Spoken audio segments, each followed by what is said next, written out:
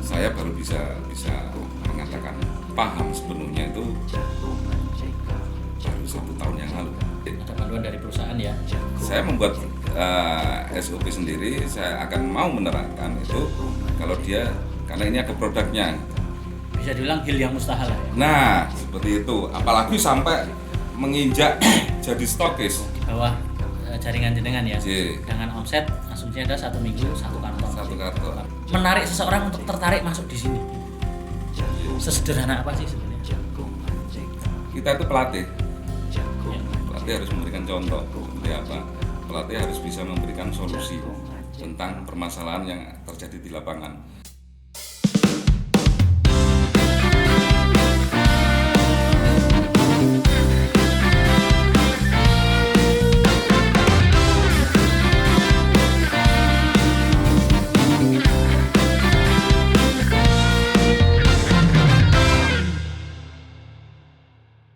Nah, terus cerita saya menyampaikan juga sampai rumah akhirnya memutuskan untuk melanjutkan akhirnya ya, tidak menjadi stop ya.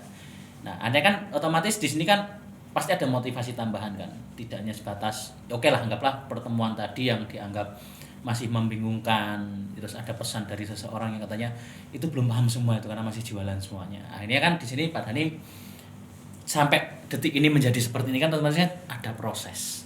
Ya. Kan? Ya, ada proses yang tadi Pasti. itu kan, pasti Ya. kan dari kedai terus akhirnya bisa memunculkan kedai-kedai selanjutnya di bawah jenengan gitu ya. Ya. Dan pasti ada kendala dong. Pasti Pastilah ya, pasti. pasti ada kendala dan nah itu kira-kira nih apa saja sih yang dihadapi entah itu ketika pengembangan ketemu apakah harus mencari orang yang sefrekuensi dulu supaya bisa kita ini kan bisnis edukasi ya. Ya. Menyampaikan informasi karena kan kalau tidak sejalan itu kadang repot juga di tengah jalannya. Betul. Nah itu sepulang dari itu saya kan penasaran tuh. Kan jarang orang tahu nih teman-teman klaber kan juga mungkin jarang tahu ya kan. Sepulang dari itu kan nggak ada cerita. Seperti terputus gitu loh. Sanatnya tuh hilang. Ya. Nah, terus sampai sekarang detik ini orang melihatkan ya Pak Dhani seperti sekarang. Ya. Tapi kan 4 tahun yang lalu nggak tahu seperti apa. Ya. Jadi begini, ini kan makin dijalani, makin apalagi sudah jadi kedai, jadi bisnis ini unik ternyata. Jadi di sini tidak hanya mengenai saya nanti menghasilkan berapa, bonus saya berapa. Jadi di sini ada memang bisnis jaringan atau bahasa mudah networking atau MLM atau sebagainya itu kan akhirnya itu kan jadi sesuatu yang sangat dihindari. Ya. Ya, jadi perjalanan atau proses sampai paham itu memang panjang. Saya baru bisa mengatakan paham sepenuhnya itu baru 1 tahun yang lalu. Tuh, justru. Jadi Setelah berarti kan 2016 sampai 2020 kan berarti ada etape yang dilewati belum 100%. belum Karena 100% ya. 1 tahun pertama saya masih belum bisa mengerti bagaimana untuk menjelaskan dengan bahasa yang paling mudah Walaupun ke ada panduan ya. Nggih. Ada panduan dari perusahaan ya. Ya, betul. Jadi ada buku panduan dan itu saya ibaratkan, saya tetap memposisikan itu saya baca sendiri, saya belum paham apa di situ. Dan angka-angka itu, tabel itu saya belum bisa mengerti, belum bisa membaca tabel itu 1 tahun pertama itu belum bisa membaca tabel dan saya seringkali kesulitan. Saya harus mulai dari mana untuk mengenalkan. Jadi saya membuat SOP sendiri, saya akan mau menerangkan itu kalau dia, karena ini ada produknya.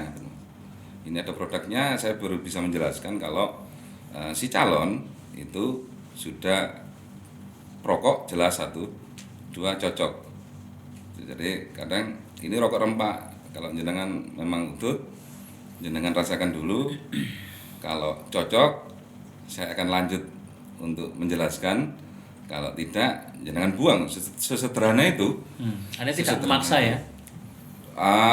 Itu tadi karena saya sendiri belum bisa yakin sistem ini bisa untuk penghasilan utama. Oke. Jadi karena saya sendiri juga masing-masing masing-masing punya pekerjaan utama masing-masing, dan itu tadi merokok itu ya hanya hobi, ngisi kekosongan waktu untuk menunggu siapa, untuk ya itu jadi hal yang sepele, dan memang belum pernah ada kan orang kaya dari bisnis rokok, kecuali memang pemilik rokok. Pemilik pabrik gitu, pemilik pabrik atau distributor besar, atau bahkan grosir, toko itu juga mereka menjual barang lain. Kalau hanya gitu loh. Investasi yang sangat mahal. Oh iya. Kalau bisnis rokok gitu. Iya. Nah, itu. Jadi jauh dari angan-angan masyarakat, apalagi perokok, untuk mendapat penghasilan dari bisnis rokok. Kalau enggak membuat pabrik sendiri, mustahil. Enggak ada ceritanya seorang end user, seorang konsumen rokok mendirikan pabrik rokok atau dapat penghasilan dari rokok. Ya. Jadi dari situ saya otak-atik banyak ketemu dengan teman-teman rekan-rekan gede, dengan jaringan lain, juga mengamati perilaku member-member saya sendiri. Jadi coba saya ingin mempermudah seperti apa gitu loh, karena memang basic saya sendiri kan saya tidak pernah menjelaskan ke orang gitu loh tentang sesuatu hal, apalagi di depan whiteboard sambil tulis menulis ngaten gitu. Nah, itu sangat saya kurang menguasai itu. Saya ingin ini berjalan alami, seperti ngobrol, kita ketemu perokok itu habitatnya di warung kopi, ya dia angkringan gitu ya. Angkringan. Nah, itu berbicara seperti itu mudah dimengerti, dan mereka mau, akhirnya yang cocok mau bergabung. Itu seperti apa? Itu proses 2-3 tahun memang. Artinya alamiah aja ya? Alamiah aja gitu loh. Karena itu tadi, karena berangkat dari tadi belum ada yang cerita selain pemilik pabrik itu bisa dapat penghasilan dari rokok. Ya, sebatas orang konsumsi kok bisa dibilang hal yang mustahil lah ya. Nah, seperti itu. Apalagi sampai menginjak jadi stokis. Betul. Karena menurut saya seorang perokok, konsumen rokok itu tidak punya kepentingan bisnis. Betul. Asal dia cocok dengan rokoknya, dia mau menggunakan produknya, setia, selesai lah itu. Oke. Ya, artinya gini, artinya memang stokis saat ini sangat banyak ya. Betul. Stokis CK banyak ya. Banyak yang tumbuh, banyak yang hilang juga. Ya. Artinya mungkin pengalaman Pak Dhani dari 2016 sampai sekarang kan alhamdulillah bertahan ya sebagai stokis ya. Alhamdulillah. Bahkan juga memunculkan stokis-stokis yang baru. Nah, kira-kira nih standarisasi untuk menjadi stokis, walaupun ada dari perusahaan ya persyaratan, jadi stokis harus ABCDE itu ya. Tapi cara mempertahankan, nah ini tadi yang susah kan banyak nih. Anggaplah perjalanan dari 2016 dengan gabung ya. Waktu itu jumlah stokis berapa, sampai saat ini berapa, yang tumbang berapa kan juga banyak gitu kan, karena banyak hal gitu ya. Nah, ini terkait pengalaman Pak Dhani Brady kok bisa sampai bertahan, bahkan memunculkan stokis baru. Itu seperti apa? Artinya oke lah standarnya ada tadi itu, tapi maintenance-nya itu loh yang repot kan, maintenance-nya. Ya. Jadi ingatkan, untuk seperti itu kita harus paham betul kenapa sampai harus muncul stokis. Kalau saya seperti itu. Jadi ingatkan, untuk munculnya kedai itu tidak harus direncana. Bahkan kalau dalam bahasa saya, kalau edukasi, kedai itu harus dipaksa muncul dan harus terpaksa muncul karena market atau jaringan member di satu regional itu sudah terbentuk. Akan sangat kesulitan bagi jaringan member di satu regional kalau tidak ada stokis di lokal situ. Waktu itu kan masih cakupannya kecamatan ya. Betul. Sekarang kan sudah menjadi kelurahan ya, satu perkelurahan desa, ya, satu desa ya. Artinya memang di situ kan waktu itu kan cakupannya sangat luas ya.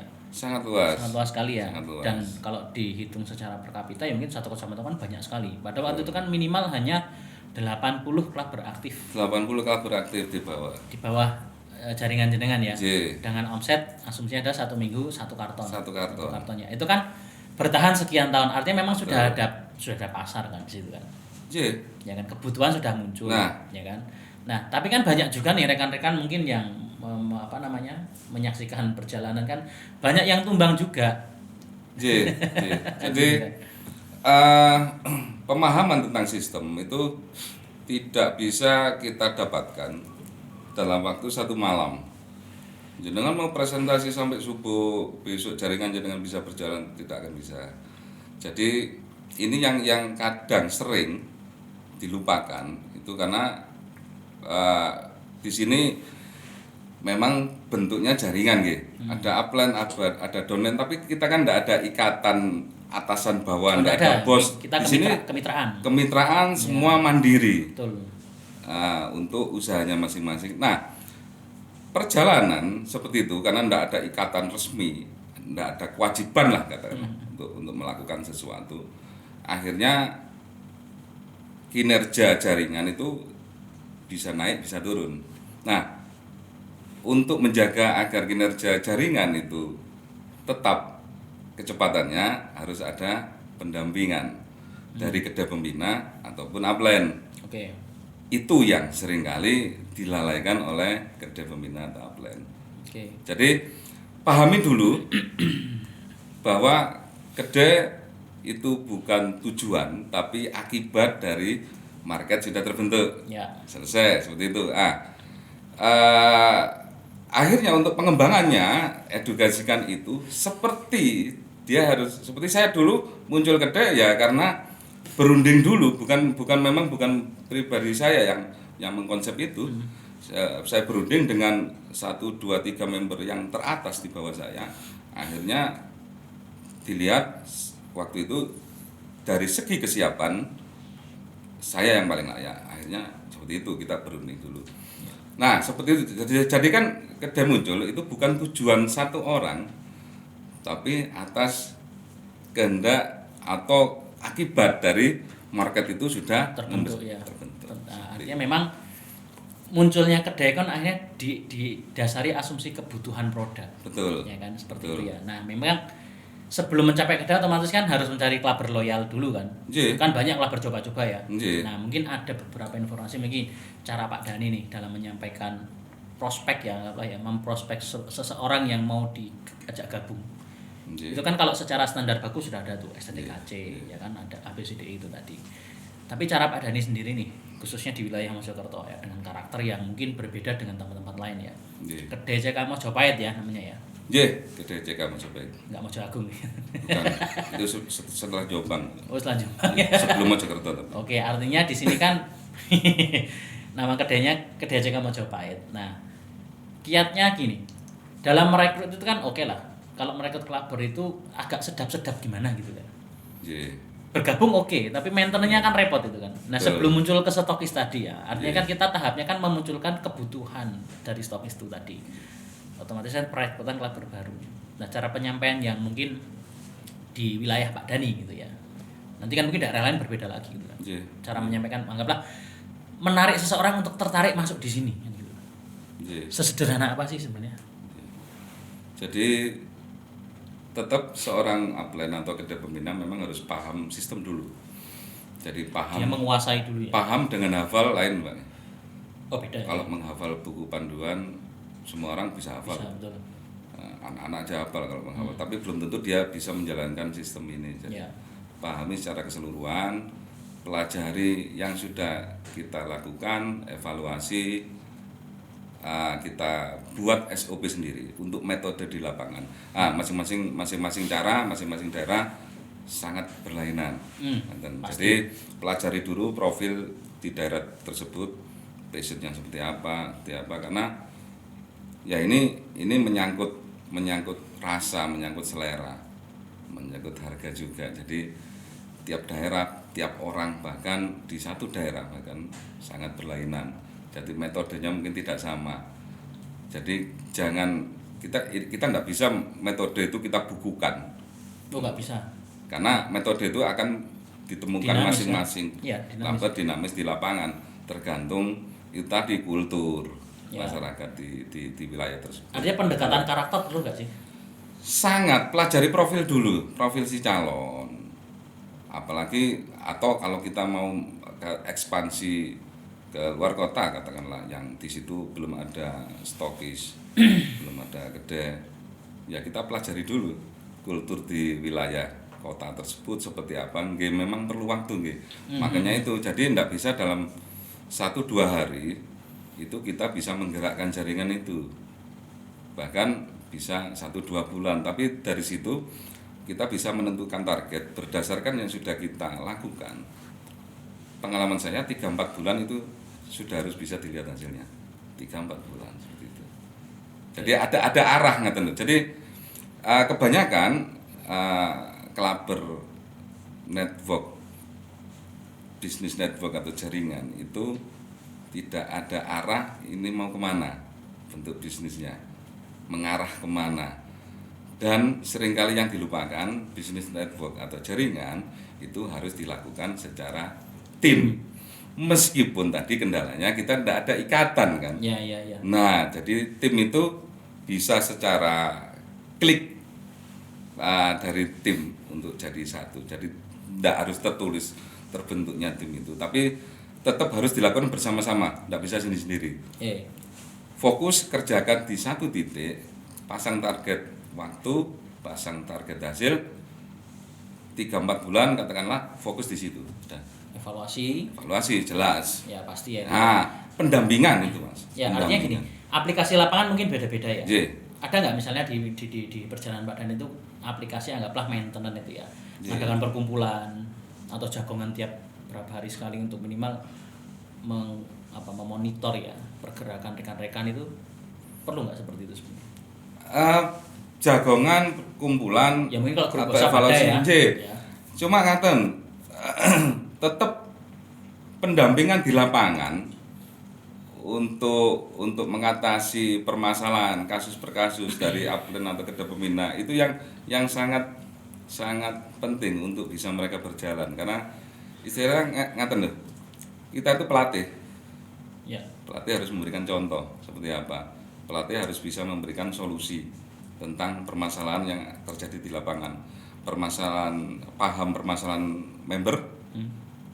Permasalahan member itu berarti harus paham sistem, harus paham aplikasi, harus paham cara untuk merekrut orang, harus paham untuk mengembangkan jaringan. Tapi di samping itu juga harus paham secara tim. Jadi memang harus paham profil personal di timnya masing-masing. Ya. Gitu loh. Jadi termasuk menerima curhatan pribadi. Itu diperbolehkan sepanjang tidak mengganggu kestabilan keamanan nasional. Oke, kedai ya. Artinya kan tadi kan melihat background Pak Dani kan dari pedagang ya. Pedagang terus macam-macam ya. Bakul lah sebetulnya tadi, terus bakulan. Berjalan di CK dengan ini kan ibu ya, independent business owner lah gitu ya. Nah kira-kira nih setelah berjalan berapa 5 tahun ya ini ya sampai segini tahun kelima ya 2016. Artinya ada nggak perbandingan misalnya gini dengan dulu bidang usaha yang digeluti sama sekarang dibandingkan dengan di CK? Ini kita tidak membandingkan, semuanya mesti profitable ya. Tapi dari sisi kenyamanan, sisi apa ya, mungkin kepuasan ataupun juga kepada emosionalnya dalam menjalankan itu dibanding anggaplah dengan hal-hal yang pernah Pak Dani alami gitu ya. Itu ada perbedaan nggak sih? Lebih kepada begini Mas. Kalau jenengan memposisikan satu kegiatan itu pekerjaan, pasti ada beban untuk kewajiban melakukan sesuatu. Ya, betul. Tapi kalau jenengan memposisikan satu kegiatan itu hobi, nyantai enggak? Oh iya, ya kegiatannya kayak gitu. Nah, nyantai. Di CK kita bisa bekerja, bisa dolan, bisa rileks, bisa berbagi manfaat, bisa bermanfaat untuk orang lain. Seperti itu. Ya. Kelebihannya seperti itu. Betul. Artinya kan hobi yang tersalurkan ya. Ya. Tersalurkan dan menambah profit gitu ya. Atau menghasilkan itu kan? Ya tentunya Mas. Pastinya. Menambah. Kan soalnya anggaplah saya hobi saya itu kan makan. Ya kan. Tapi saya ngeluarin uang terus, kecuali saya bertamu ke rumah orang baru saya makan gratis kan gitu kan. Itu hobi. Hobi jalan-jalan, saya harus ngeluarin bensin. Betul. Ya kan repot gitu ya. Nah, ini merokok kan hobi ya. Nongkrong ya mesti beli makanan, minuman, cemilan gitu ya. Tapi ternyata hobi ini kan dikembangkan dengan ada satu misi khusus anggaplah ya. Karena ini kan termasuk peluang untuk teman-teman yang mungkin rekan-rekan yang menyaksikan yang statusnya belum clubber CK ya. Ini bisa menjadi tambahan wawasan hobi jenengan, karena bisa jadi ya laki-laki bisa dibilang miris kalau tidak merokok ya saat ini ya. Kalau kita lihat survei ya. Surah gondrong, Ra rokokan, ra ngopi. ngopi. Nek ana wong wedok lewat ra suwit-suwit, nah Ra itu suwit-suwit. contoh itu ya. Nggih. Itu kan bisa dibilang tidak laki-laki gitu ya. Nggih. Ya minimal apalagi laki-laki kan kepala keluarga. Cacat produksi itu. Cacat produksi ya. Ya, artinya kan di sini kan ternyata di CK bisa menambah tambahan penghasilan lah orang anggaplah gitu ya. Bisa mengebulkan dapur, bisa beli Pajero misalnya kan.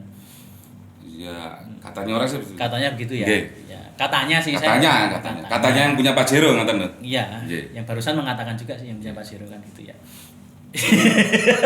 Orang pajak nonton enggak ini? Oh, kan tertib pajak. Enggak masalah. Dan ini tertib pajak. Ya artinya memang perjalanan-perjalanan ini tidak bisa kita urai dalam satu waktu ya. Betul. Jadi memang rekan-rekan kalau misalnya melihat sosok Pak Dan ini ngobrol langsung beda. Saya pernah ngobrol dengan beliau itu 2 hari 2 malam dan tidak terasa ya. Ya ngobrol macam-macam lah ya. Tapi nggak ngobrol masa lalu karena masa lalu itu sangat pahit. Yang pahit, Mas. Yang pahit ya. Tapi seringkali memang pahit. Sangat pahit terutama Dan kalau sangat pahit untuk dilihat ya dan diingat. dan ingat ya. Iya. Apalagi kan ini waktu kuliah undang nah janganlah nanti itu repot nanti. Ya oke Pak Dani mungkin apa namanya? Ini kan dari pengalaman tadi kan juga banyak inspirasi. Saya tadi kan terinspirasi nih ya untuk apa namanya menyimak obrolan tadi. Itu mungkin ada pesan-pesan buat rekan-rekan clubber yang menyaksikan tontonan ini di dalam program ini bisa memberikan kiat dan pesan untuk rekan-rekan yang saat ini sudah menjalankan tapi stuck kan banyak tuh. Mas saya stuck ya Mas. Sebulan nggak ngapa-ngapain cuma dapat 1 atau 2. Beliau itu sampai mending untuk memposting member. Iya. Ya kan? Mungkin sedikit cerita kenapa kok sampai mempending postingan itu kenapa? Nggih. Ini member ngantri loh ini. Karena Calon clubber ngantri loh ini. makin kita paham sistem ini, makin kita sangat berhati-hati untuk menaruh 1 titik orang calon itu. Itu Jadi, biasanya berdasarkan pengalaman ya. Atau pengalaman orang lain. Saya lebih sering kali ngaten nggih. Ada yang memang berpikir saya menggunakan jaring untuk menjaring 100 ikan, 50 ikan busuk, 50 ikan bagus. Toh saya nanti menjaring lagi. Tapi untuk memilah itu kan butuh pekerjaan lagi. Oh iya. Saya lebih suka mancing, Mas. Mendingan dapat 25 baik semua gitu loh.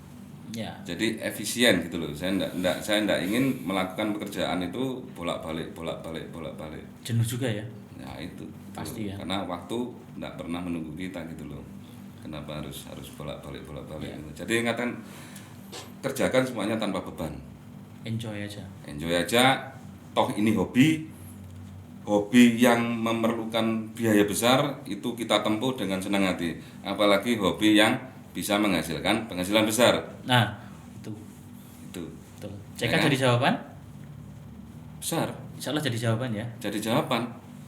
CK insya Allah solusi untuk segala permasalahan di masyarakat bisa diaplikasikan di manapun. Memang di acara ini kita tidak bisa mengedukasi sistem detail seperti mungkin dijangkaukan offline di Oh iya pasti. regional. Iya. Tapi mungkin secara garis besar itu rekan-rekan clubber di mana saja bisa memahami sebetulnya. Kerjakan sewajarnya. Jangan menempuh jadi karena gini ada bisnis jaringan itu 90% orang gagal karena apa? Mereka kadang mengejar hasil operasionalnya terlalu besar, belum sampai di tengah jalan sudah habis. Ya. Nah itu, jadi kerjakan tanpa beban, pahami sistem, pahami konsep, lakukan secara tim. Siap. Oke, rekan-rekan itu tadi percakapan saya dengan Pak Dani luar biasa dan beliau sudah mewujudkan beberapa impiannya tadi ya. Salah satunya adalah membeli Pajero tadi itu impian atau saya tidak tahu memang itu. Jadi kalau rekan-rekan di jalan ketemu ada mobil Pajero hitam ya ada tulisan Sigar seluruhnya itu beliau. Ya nggak apa-apa, diketok aja Pak minta rokoknya pasti dikasih. Nggak mungkin nggak dikasih. Boleh. Ya. Oke, sebelum kita akhiri mungkin Pak Dani terima kasih atas waktunya. Ya. Matur nuwun sangat. Ini nanti langsung lanjut atau kemana? Lanjut mungkin. Enggak gudeg dulu atau Mbak Mi? Boleh. Ya nanti. Mbak Mi dulu ya nanti ya. Yang di bawah jembatan. Jembatan yang ambruk itu loh. Ya kalau nggak ambruk nggak bisa lewatan gitu Iya. ya. Oke, tetap rekan-rekan tetap semangat dalam menjalankan pengembangan. Tetap selalu ingat kita di masa pandemi ini tetap harus ingat 5M. Ingat nggak pada 5M apa?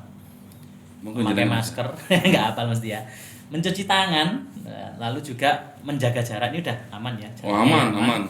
Menjauhi kerumunan ya, kita nggak kerumunan, kita cuma Wah, berdua sama enggak. kamera-kamera ini yang nggak jelas ini. Lalu membatasi mobilitas ya, walaupun saat ini dengan seperti ini ada hikmahnya ya, kita selalu menjaga itu. Tetap jangan lupa untuk like, komen, subscribe dan share. Nah, biar kayak YouTuber dulu. Betul. Ya teman-teman, bagikan informasi ini sebanyak mungkin pada rekan-rekan kita semuanya supaya kita selalu update informasi terkait dengan informasi yang diberikan oleh jagongan komunitas Lebah Cekan. Tetap semangat, tetap jaga kesehatan, jaga komunitas kita supaya tetap solid dan salam Merdeka. Merdeka.